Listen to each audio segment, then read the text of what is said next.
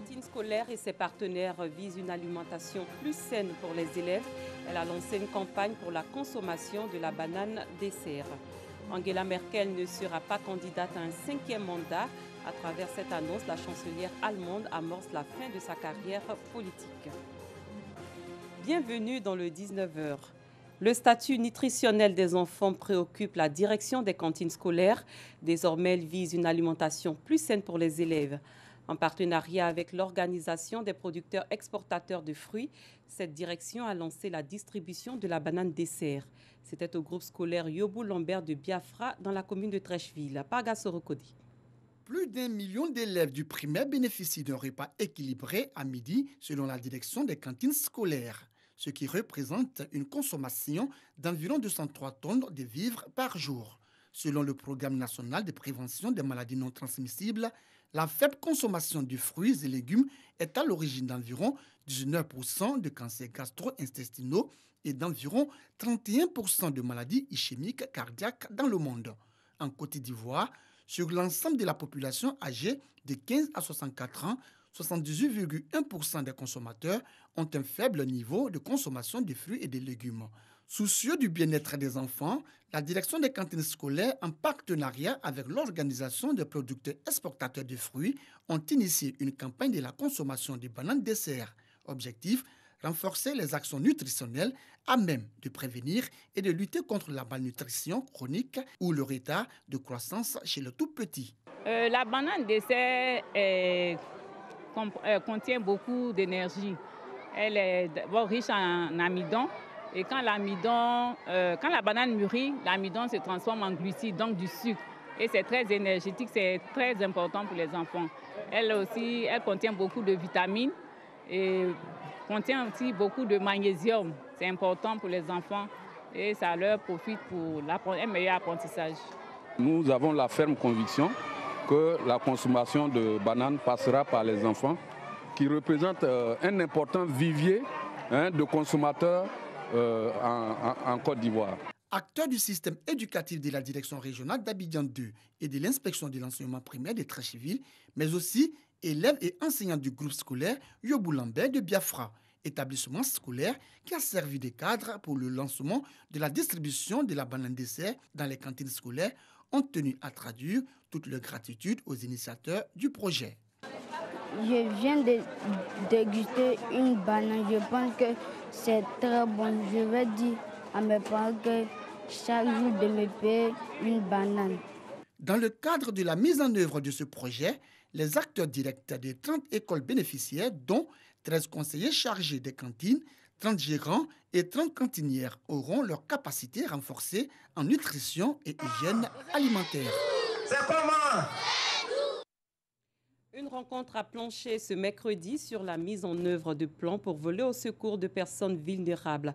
Initiée par le ministère de l'Emploi et de la Protection sociale avec l'appui de l'UNICEF, elle vise notamment à construire un système de protection sociale qui renforce les capacités des ménages et individus les plus défavorisés.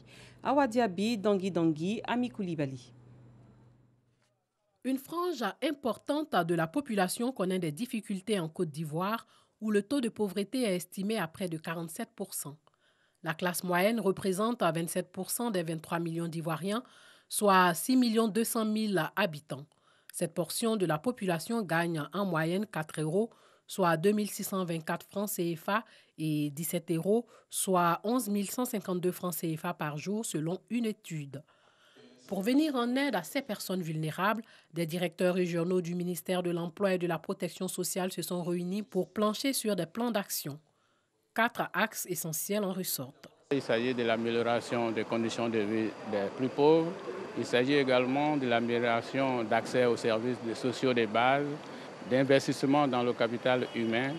Il s'agit aussi d'atteindre les niveaux les plus élevés dans la protection des personnes vulnérables. À travers ce séminaire, les organisateurs entendent sensibiliser ces personnes en difficulté. Il y a des projets importants qui sont lancés. Je citerai la CMU, qui est un projet important, qui est en voie d'opérationnalisation. Et il est bien que ces acteurs-là, qui sont les premiers relais au niveau local, soient informés. pour que la sensibilisation, le partage d'expérience envers les populations soit effectif. Et on a besoin vraiment de toutes ces équipes techniques-là pour relayer tout ce qui est prévu au niveau institutionnel. Bien souvent, le minimum de dispositifs même qui existent n'est pas bien connu, n'est pas bien compris par l'ensemble de la population. Évidemment, c'est un défi important. De plus en plus, il y a des émissions, il y a des documents qui sont faits pour vulgariser ces domaines-là. La stratégie nationale de protection sociale a été instituée le 21 mai 2014 par le gouvernement. Elle représente des programmes de transfert monétaire à l'intention des ménages vulnérables et très pauvres pour booster leurs revenus. Ce projet profite à 35 000 ménages, soit 210 000 personnes. Les travaux de bitumage et d'aménagement de la voie Tenengwe-Mankono dans la région du Bélier avancent bien. Dans la région du Béret, avance bien. Lancé en 2016, le taux de réalisation de l'ouvrage est estimé à 70%. 32 km de route sur 56 sont déjà recouverts de bitume. Ce projet va faciliter la libre circulation des personnes et l'écoulement des produits agricoles. Les populations attendent impatiemment la fin des travaux, comme nous l'explique Soro Corona. Intenses travaux sur le tronçon Tenengwe-Mankono. Toutes les parties s'activent pour rattraper le temps perdu du fait des fortes pluies des mois d'août, septembre et octobre dernier. Lancés en septembre 2016, les travaux du projet de bitumage et d'aménagement de la route Tenengwe-Mankono avancent. Longue de 56 km, déjà 32 km sont couverts de bitume, soit 70% d'avancement physique des travaux réalisés. À Moussoula, village traversé par le projet, les populations saluent la réalisation de cet ouvrage. Quand il y a goudron dans un village, il y a beaucoup de choses qu'on peut trouver. Même les femmes qui vont au bord du goudron là, nous on peut gagner aussi. S'il n'y a pas de goudron dans un village, vraiment on peut dire que c'est un campement. Écoulement plus aisé des productions agricoles, libre circulation des populations. Le bitume viendra désenclaver la région du Béret pour un développement plus harmonieux. Mais ça va désenclaver aussi d'autres localités, comme Diara, la zone de Kani. Et cet ouvrage facilitera d'évacuer nos produits de Mankono sur l'usine de Boaké et au port d'Abidjan. En tant qu'un transporteur, si la route est bien bitumée, ça nous arrange beaucoup. Bientôt, les 160 km qui séparent Boaké de Mankono pourront se parcourir en moins de 3 heures de temps. À ma prise de service à Mankono, je me rappelle que j'ai mis 4 heures pour arriver à Mankono. Mais aujourd'hui, je fais moins de 2h30 pour arriver à Mankono. Et ça, la route n'est pas encore achevée. À côté de ce tronçon, la région du Béret va voir la réalisation d'autres infrastructures routières, à savoir le bitumage des sections Mankono-Séguéla, Mankono-Zienoula et le reprofilage de l'as Mankono-Kounaïri, des travaux qui seront lancés au cours de l'année 2019. Autre chose à présent, le président de la République, Alassane Ouattara, est à New York. Il prend part aujourd'hui à un débat présidentiel de haut niveau dans le cadre du mandat de la Côte d'Ivoire à la présidence du Conseil de sécurité de l'ONU. Le thème de ce débat est la reconstruction post-conflit, pilier de la consolidation et de la pérennisation de la paix et facteur de stabilité et de sécurité.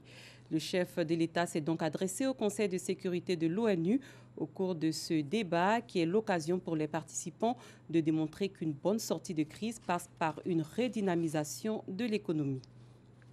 La justice française a autorisé aujourd'hui l'extradition de François Compaoré vers le Burkina Faso. Le frère de l'ancien président Blaise Compaoré est mis en cause dans l'enquête sur l'assassinat du journaliste Norbert Zongo en 1998.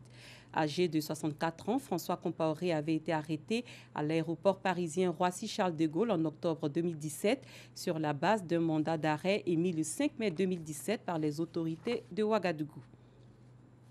La chancelière allemande Angela Merkel s'approche de la fin de sa carrière politique. Il y a un mois, la chancelière annonçait qu'elle ne se représenterait ni à la tête de son parti, ni à un 5e mandat à la chancellerie, première étape de la fin de sa carrière politique d'une exceptionnelle longévité. Lors du congrès des conservateurs de la CDU, elle votera donc pour son successeur à la tête du parti, qui sera peut-être également le prochain chef du gouvernement allemand. On en sait plus avec Ami Koulibaly. Elle était la chancelière indéboulonnable, respectée par les dirigeants étrangers et appréciée des Allemands. Après 13 ans à la tête du gouvernement et 18 à la direction de son parti conservateur, la CDU, Angela Merkel ne se représentera ni à l'un ni à l'autre de ses postes. Affaiblie par les divisions avec ses partenaires de coalition et par une série de défaites dans des scrutins régionaux, elle a dû prendre ses responsabilités. Quand les électeurs nous font clairement passer un message sur ce qu'ils pensent de la formation et du travail du gouvernement au niveau fédéral au cours des 7 derniers mois, c'est un signal clair que ça ne peut plus continuer comme ça. La chancelière avait pourtant déjà surmonté plusieurs crises. En 2011, après des manifestations, elle annonce l'arrêt des centrales nucléaires en 2022. En 2013, après la crise traversée par la zone euro, elle est l'un des rares dirigeants européens qui réussit à se faire réélire, mais une partie de son électorat ne lui a jamais pardonné d'avoir ouvert les portes du pays à des milliers de réfugiés d'Irak et de Syrie en 2015. Réélue après d'âpres négociations de coalition en 2017, Angela Merkel souhaite aller jusqu'à la fin de son mandat en 2021. Elle veut consolider son héritage politique. Donc si elle n'est pas sous pression pour démissionner plus tôt, elle ira jusqu'au bout. Si elle arrive au terme de son mandat, Angela Merkel sera restée au pouvoir aussi longtemps que son mentor Helmut Kohl. Lors de ses débuts en politique, l'imposant chancelier la surnommait la gamine. Elle l'a ensuite remplacée à la tête du Parti conservateur. Aujourd'hui, c'est elle qui regarde sa succession s'organiser.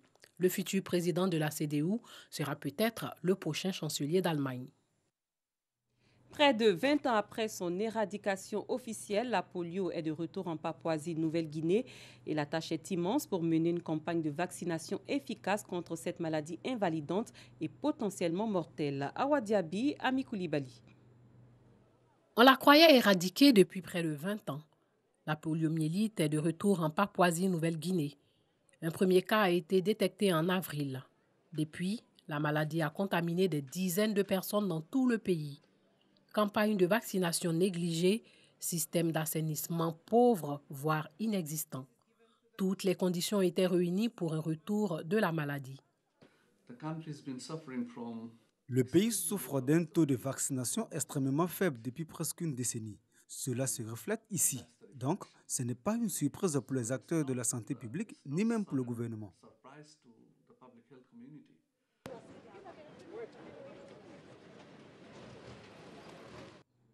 Avant de nous séparer, je rappelle que le président de la République, Alassane Ouattara, est à New York.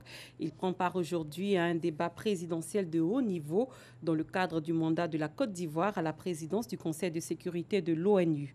Le thème de ce débat est la reconstruction post-conflit, pilier de la consolidation et de la pérennisation de la paix et facteur de stabilité et de sécurité.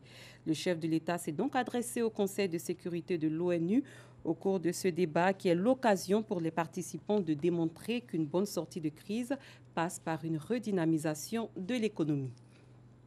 Fin de cette édition. Merci de votre attention. Bonne fin de soirée. Au revoir.